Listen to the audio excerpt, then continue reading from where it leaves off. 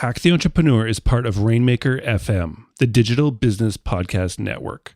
Find more great shows and education at rainmaker.fm. Today's episode of Hack the Entrepreneur is brought to you by Earth Class Mail. Earth Class Mail moves your snail mail to the cloud, giving you instant access 24/7 and integrates with the tools and services you use every day. You also get a real, professional address to publicly share with customers, business partners, and investors. Visit earthclassmail.com and you'll get your first month of service absolutely free when you sign up using offer code HACK. That's earthclassmail.com and use offer code HACK.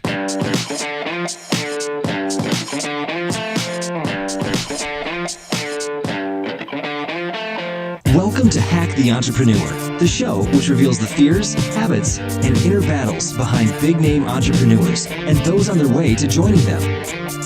Now here is your host, John Naster. Hey everybody, welcome back to Hack the Entrepreneur. I'm John Naster, but you can call me Johnny. Today's guest is a 24-year-old entrepreneur from Utah who believes that most entrepreneurs fail due to not being determined enough. This guy has determination. Just last year, he moved to Silicon Valley in search of funding. He didn't have any money or connections. Oh, and he lived out of his Honda Civic, showered at the YMCA, and worked at a co-working facility. All this when he wasn't out knocking on doors to get funding, which he got. Funding for his new startup, Grassfire. Grassfire is the newsroom of the internet. It lets everyone create collaborative news reports by voting on and fact-checking social media content for a breaking news story in real time. Now, let's hack Austen Allred. Hack the Entrepreneur is sponsored by Citi Cards with Android Pay. How cool is it that we live in a world where you can use the same device to listen to Hack the Entrepreneur and buy your morning coffee, groceries, and more? And did I mention that it's a super fast way to pay? Just use your Citi Card with Android Pay at the register. Get in, get it, get going. Download the Android Pay app on Google Play or visit citi.com/Android Pay to get started. Android Pay is available for eligible Citi consumer credit and debit cards.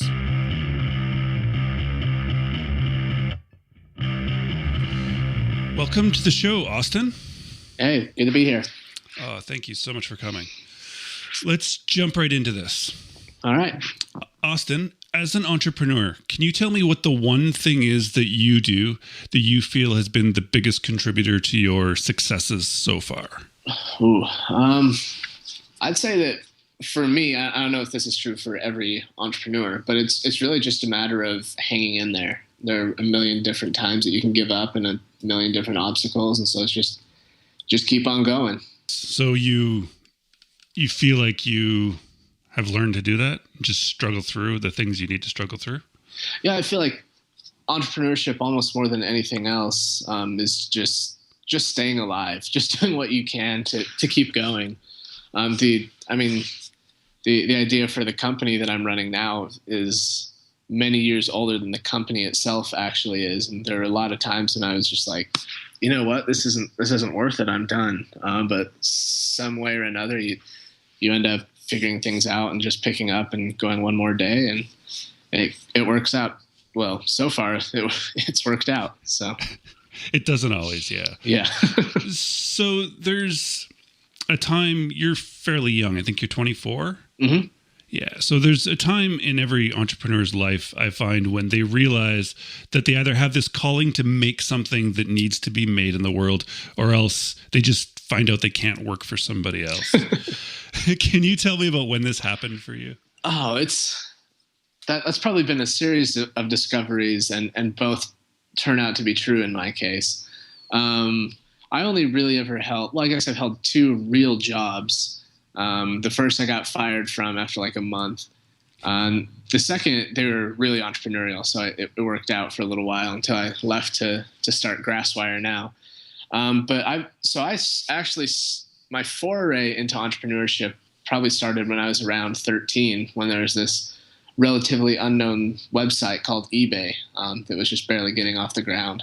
And I was just fascinated by the leveling power that the internet had, in the sense that all of a sudden I could I could play with the big boys. I could sell stuff and buy stuff, and nobody had any idea that I was 13 years old. So kind of, it started with an eBay fascination. Just I paid my little sisters to knit like hats with a little hat loom, and then I'd sell those on eBay and make way more money than you could today because the market's way more saturated now. But yeah, just kind of started from there, and it's kind of never stopped. I guess that's when the bug bit. Yeah, that's great. I like you hire your sisters to make hats for you. Well, there are no child labor laws when you're hiring your little sister, so you exactly pay them a little bit less than minimum wage, and they're watching TV and making hats, and they don't care. I don't know how eBay is. I mean, eBay is obviously a massive company, but I mean, for getting started, I lived with a guy, I guess, well, I don't know.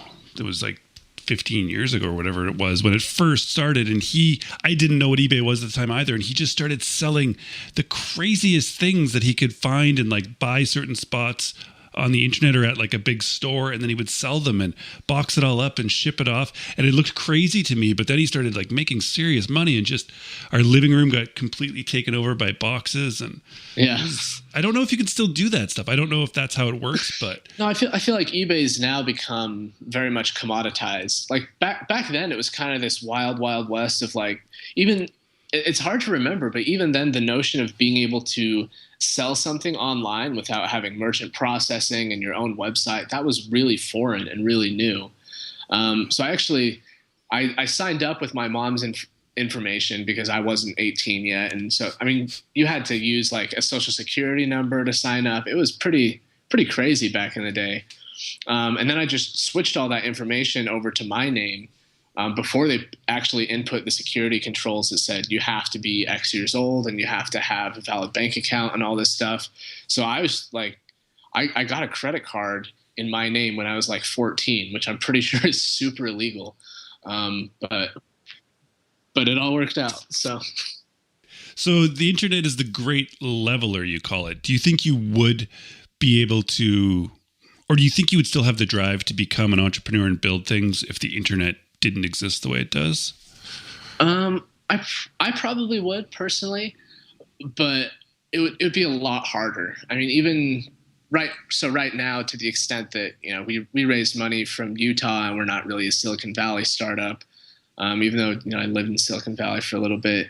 There's leveling in that sense. I mean, if you look back at kind of 1999, 2000, the thing that decided whether or not you could run a company was whether or not you could schmooze enough bankers that they would, you know, believe your MBA babble and just give you a bunch of money to start a company.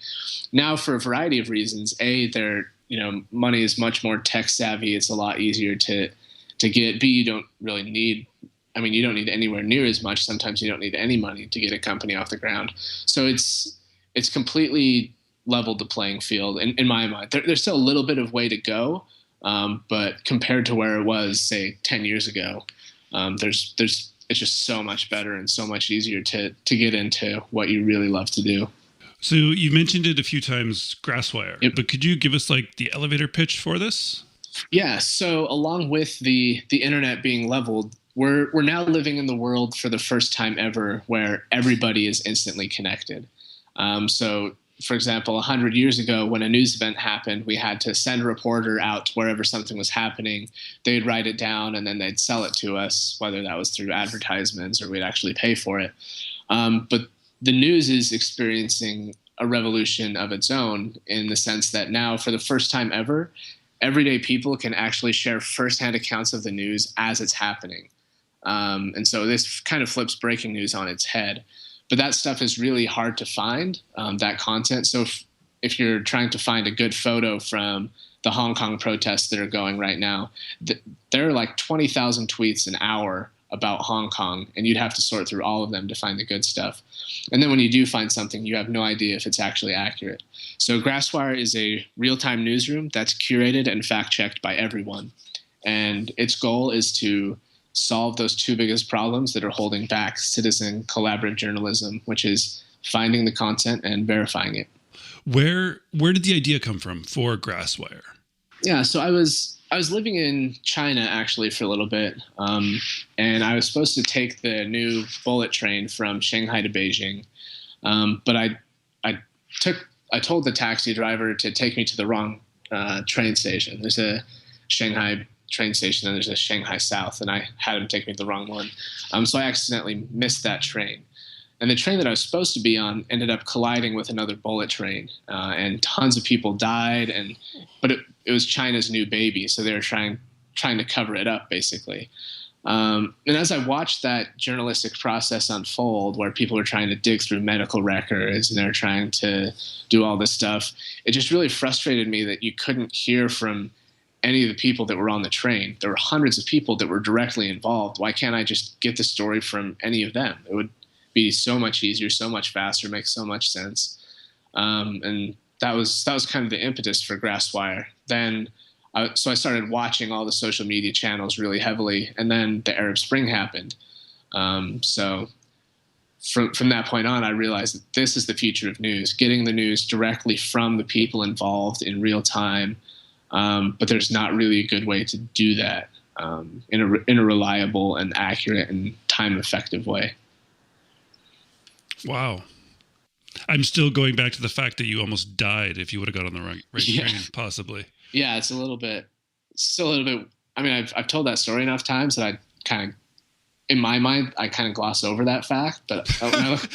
I know you just quickly moved on to the fact that nobody's hearing this news, and I'm like, man, no. you could have been dead. Yeah. If it wasn't for the miscommunication with your taxi driver. Right, and I think that's probably what helped me realize that Grassfire was so valuable. It's like I would have been on that train and like nobody would have heard my story. Like, how frustrating would that be if you died and nobody knew about it because there was some process holding it back? So that personalization did help the idea of Grassfire come along. But yeah, at the end, like, I almost died. So and then so you have this idea. What did you do to implement? How did you go into like a validation sort of stage? Ooh, well, I mean, the validation stage, this is the part of the story that's not nearly as sexy as the cool stuff we get to do now. But it took a couple of years. So I left China, went back to school, decided I wanted to study journalism. Like this isn't like that idea, and just how it drove me crazy. Like, I seriously was up all night for like a week. And then I didn't sleep well for months, literally, just because it would gnaw at me. So went back to school, started kind of experimenting with this idea of citizen journalism. And it was still very much, there are a million different ways you could go with it. So I tried a few things, talked to a few people, and nothing was really clicking. Because I kind of wanted to turn it into like I called it an iStock photo for news. So anybody could write up a news report and then sell it to a newspaper. But that's wrong for so many reasons. First of all, newspapers don't have money to buy stuff like that anymore. Second of all, nobody knows how to write according to AP style guidelines, which is what newspapers require. So it took a long time to get to Grassfire, to where Grassfire is now. The thing that really helped move it along is my roommate in college and one of my buddies that I lived with in Ukraine. We built just this kind of real-time news engine that you would just basically put in a keyword and it would find the best tweets that were coming in real time and display them on the screen in real time. And that was literally it. But we had that almost ready to go. And then the Boston Marathon bombing happened. So we were like, oh, shoot, we need to just throw this out there, even though it's totally broken and it's going to crash all the time, but whatever. And that exploded. And that's when I realized that we were really onto something. Let's, Austen, move on to work. Yeah. For a work day, could you walk us through, say, the first 30 minutes of your work day and what you get up to? It depends on when you're asking me, because it's different last week than it is this week. We're in a little bit. I'm in a little bit of a funky situation because for a long time with Grassfire, I was the de facto designer and front end programmer, just because it was me and my co-founder, and he's a really good back-end programmer, and somebody had to build the front end. And I'd never really written HTML or CSS or JavaScript or jQuery, but somebody's got to do it. So I just had to kind of pick it up as we went. Then, it was working out, and we raised some funding, and now we've hired a designer. So I'm kind of just the guy that, for a while, my day-to-day was just talking to investors and talking to lawyers, and now that's all sealed up. So it's mostly just making sure that nothing is broken, and then getting back to marketing and the growth end of it. So I wake up and we have a scrum call, and then I'm just trying to keep the site up and running and the users happy, and talking with all our users and making sure that we're building what they really want to have built. You had to learn how to front end program and design just because you were the guy to do it. Yeah. It's interesting how that works. And now you've gotten funding. How did you, what was your process for getting funding? So the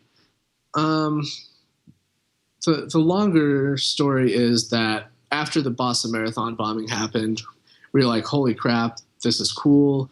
We had like 17,000 people use the site in the first couple of days, which is not average for your first couple of days as a startup company being live. No. So I was like, okay, we need to go raise money. And so we went and got intros to everybody we could. And we were about to raise money. It wasn't going to be an awesome round, but it was enough to get us off the ground. And then my co-founder was like, dude, you should have asked me if I wanted to do this, because I really it's a cool project, but I'm nowhere near as involved or interested as you are. And I'm about to get married, and I need to finish school and all this stuff. So I was like, oh crap. Yeah. I just assumed that everybody was on board because that's what I was going to do, So we parted ways, and eventually I ran into the programmer or the co-founder I have now, and we started building stuff out, and we joined an accelerator in Utah. And that was just the thing that we needed to be like, okay, this is official. We're both quitting the jobs that we have now, and we're going after this. And after the accelerator, it was relatively simple. We had enough traction at that point that investors were kind of fighting to get on board. Really? Yeah. And so after the accelerator, this is then the glamorous story of living out of your car when you move across to Silicon Valley to find the funding? So I lived in my car with the previous co-founder, which is when I was like, okay. This is taking off. I need to go raise money, talk to people, and people are like, holy crap, this is cool. You're living in your car. You must be dedicated. So we had some offers for funding on the table. And the longer story is, so I went back to Utah because I was about to get married, about a year ago in August. And so my fiance at the time, who is just a better human than I will ever be, was like, okay, yeah, we're about to get married, but you go ahead and go live in the trunk of your Honda Civic for 3 months and see if you can raise money for this startup company. And so we're just about, it was like a week before we were getting married. I had no money in the bank. I had credit card debt. I was in a world of hurt financially. And she was like, oh, okay, yeah, I'll just marry you. Sure. And then that's when we got our offer for, our first offers for funding. And I was like, holy crap, we did it. And then, started talking to my co-founder, like, dude, you need to drop out of school. You need to quit your job. And he was like, wait, what? No. So I ended up having to get a job for a little bit. I had 5 job interviews the day before I got married, just because we literally didn't have enough money to pay the first month's rent in the apartment we had. And I was going on a honeymoon, so I had 3 days to start earning enough money to pay for our apartment. So it was a little bit gnarly, and I don't recommend that path.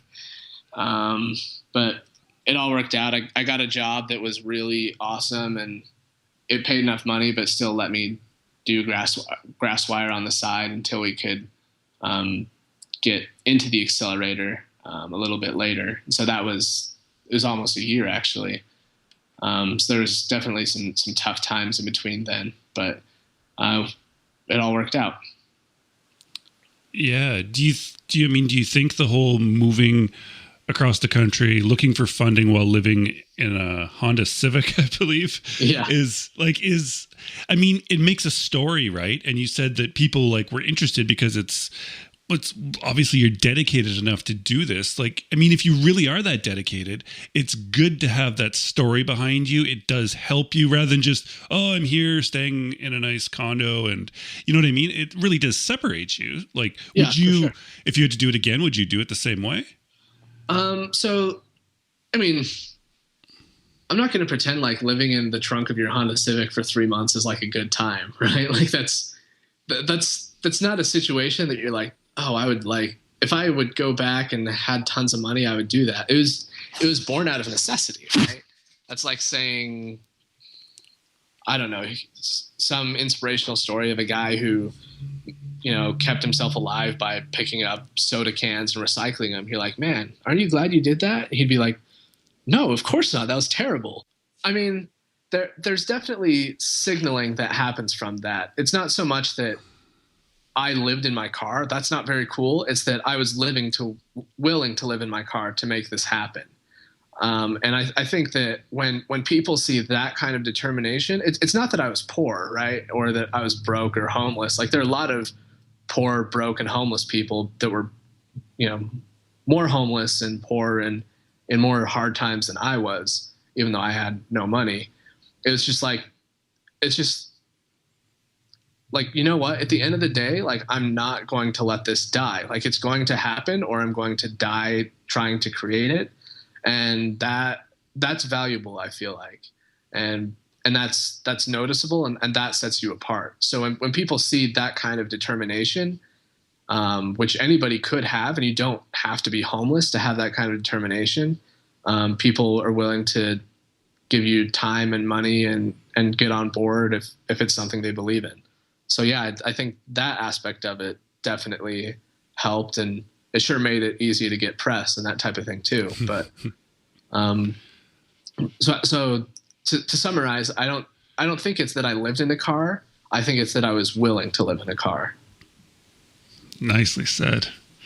Nicely said. I like that. And I mean, I was only kind of dwelling on it a bit because I relate to it because I actually lived out of a van when I was like 21 years old. I moved across the country in a band. Like we moved to Vancouver, big city. We lived right downtown. It was all glamorous, right? It's like, oh my God, we're living downtown Vancouver. It's like out of a van. Yeah. And playing in a band and like playing cool shows and doing stuff. And it wasn't like, I mean, we obviously had homes we came from, and we weren't starving poor kids, but we weren't rich by any means. Otherwise we of course would have not lived out of a van. But it's true. There's something to it, right? There's something to just still willing to go do it. So the interesting thing is, I feel like, well, at least if you're trying to raise money, the first thing that you really need to do is like find a mentor who's well respected in the startup community, who gets what you're doing and who believes in you. And we kind of found that mentor. His name is Ryan Caldwell. He's a CEO of a company called Money Desktop. And the reason he initially, he actually reached out to me and he was like, dude, what are you doing? You lived in your car? You're trying to raise money? Like, because he, you know, when he started his first company, he lived in a broom closet at some college, just hoping that nobody would notice. And that's how he, you know, paid the bills while he started his company. So that, like, I don't think we would have gotten into an accelerator without his backing us. And I don't think we would have raised money anywhere near as easily without him and the people that he introduced us to believing in us. So that definitely did help from like the, hey, now like people who matter in the startup community think that we're cool enough that they're going to refer us and, you know, intro us to whomever we would like. And that kind of started because he was like, dude, you're crazy. Come talk to me. Because I did the same thing. So there is like a little bit of, you almost have to work your way into that inner circle of people who they all talk and they all know each other and they all have money. But you have to gain their respect first. So that did help us gain respect for sure. Yeah. I mean, having a product like Grassfire though helps, obviously. Right. I mean, it doesn't matter if you live in your car and what you're doing, nobody cares about. Right. But that's, right. Exactly. you can't have one or the, well, you could have a really cool product that worked out and raise money and do whatever you need to do. Just a little bit easier if you have the right people on your side. So. Exactly. So every story so far that you've sort of told, it's really just worked out. You keep saying, and then this just worked out. And then I had like 5 job interviews or 3 job interviews right before I got married. We couldn't afford rent, but then it worked out. Right. So as entrepreneurs, we're always worried about our fear of like being wrong, making mistakes, failing. So there's got to be a time where it didn't just work out. Like, I mean, you didn't get onto the wrong train that crashed and killed a whole bunch of people. You didn't, all these things just seem to, what's the one thing? Think back and tell me a time you were wrong or something just totally did not go the way you had planned it. Well, I mean, there were probably hundreds of times. And that's why I say that, like, it's just that entrepreneurship is largely a matter of determination, because, I mean, my co-founder bailing on me, right, is, well, not bailing on me, but like us parting ways, right, as I was about to, like, you know, achieve my goal of raising funding and finally being able to do this full time. Like, that obviously didn't work out, right? That was like, I mean, I don't want to say I was depressed, but that was a rough time in my life. I was like, holy crap, I just dedicated everything to this thing and I almost had a chance, but it all just fell apart, you know? But that's why I think what I said earlier is important, because I kept on going. And I was about ready to like give up on Grassfire and be like, well, screw it. Apparently it's not good enough of idea, or I can't build the product well enough, because I didn't know how to program at the time even. But I mean, it was really close to like all going to hell basically. So then, I mean, the only difference between me and any of the millions of product startups is that I held on just long enough to get lucky. And I think that's largely how it happens. If you believe in something wildly passionately enough to just keep on trying when there's no logical reason for trying. Like, if I were trying to just get rich, I would make my decisions in a completely different way. There are a lot better different paths that I could probably take to make a bunch of money.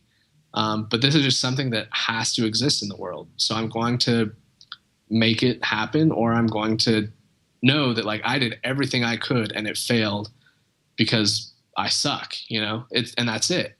There's no middle ground there. It either works because, you know, it worked out, or it failed because I suck and I wasn't good enough and things didn't work out. And that's okay. I have to be okay with that possibility that everything could fall apart and I could do everything I can to try to make this company happen. And if it fails, like, it's probably my fault, you know? But it's either that or be like, oh yeah, well, you know, the situation wasn't right, so it might fail. And I decided to take this better opportunity. You know, at the end of the day, I guess I'm thinking out loud a little bit. So sorry if I'm kind of scrambling. But you can't hedge your bets as an entrepreneur. You can't be like, well, I'll probably try this thing until it's like not working out, and then I'll just go back and, you know, get a full-time job consulting or be a programmer or whatever, right? There's always a safe path, but you can't rely on that or it never happens. And it's true. I mean, it's actually a bit harsh maybe to yourself. The only reason it will fail if it fails is because you suck. Yeah, but that's the truth. And you have to be real with yourself about that. Because I believe that every company can be successful if the CEO makes the right moves and gets the right people on board. And there's so many millions of places that you could go wrong. But at the end of the day, every company could be successful. It's just really, really difficult to do that. But you have to be honest with yourself and be like, you know what, this is what I'm trying to do. And if I don't do X, then I've failed. And I have to be willing to recognize that, you know? Very true. Absolutely true. And I mean, just having the ownership of it and not, well, it was because of this, or because they didn't give me funding, or this accelerator didn't work, or it's like, well, really? Is it everything else, or is it just you actually as the owner? Right. And that's not to negate. I mean, it would really suck to be coming out with a really cool product and then have Google come out and do the same thing. There are all sorts of things that you don't control, right? It's not to say that like you're in total control of the ecosystem and everything else that's happening. And I mean, if you were trying to raise money in 2009 or 2001, like that's not going to be very fun. And so there's certainly circumstantial things that factor in, but at the end of the day, you just have to figure it out and work through all that crap. So, all right, Austen, I have one last question for you. Sure. We're sitting here exactly 1 year from now, celebrating the amazing year that you've had and Grassfire has had. Can you tell me what you guys accomplished? Yeah, I can. So we have Android and iOS apps that are doing really well. We've got 1 million users using Grassfire, and Grassfire is a reliable way to figure out what's happening in the world anywhere. It's infinitely scalable. You can track what's happening locally. You can track what's happening internationally. And Grassfire is growing and has become the best way to follow the news. I love it. I love the confidence. It's very cool. I look forward to it. Can you now just let all the listeners know where they can find out more about you and your business? Yeah, my Grassfire is at grassfire.com, and we'll be launching a completely revamped iteration of Grassfire in a couple days, hopefully by Friday. And if not, then that's my fault. And my blog is austenallred.com, and I'll be writing a blog post about this whole journey. And I'm Austen Allred on Twitter too. Excellent. I will link to your business, your blog, and your Twitter on the show notes for everyone too. And thank you so much, Austen, for this. And just keep it up, man. You're really doing awesome things. No problem. Thank you, man. Austen is one smart dude, isn't he? And so passionate. I love that he just so believes in Grassfire to the point where I don't think there's a chance of Grassfire failing because of the determination, like he says. So let's do it. Let's find the hack. So I'm going to make it happen, or I'm going to know that like I did everything I could and it failed because I suck, and that's it. There's no middle ground there. It either works because, it worked out, or it failed because I suck and I wasn't good enough and things didn't work out. And that's okay. I have to be okay with that possibility that everything could fall apart and I could do everything I can to try to make this company happen. And if it fails, like, it's probably my fault. And that's the hack. As I said to Austen in the interview, it sounds really harsh to just be like, the only reason this could fail is because I suck. But it's so true, and it's absolute ownership. We so badly need to take ownership, not just of companies we own, but of our lives. And just, there are, of course, Austen mentions that there are situations that are out of our control, but you can't just sit there worrying about those things that maybe this could go wrong or that could happen.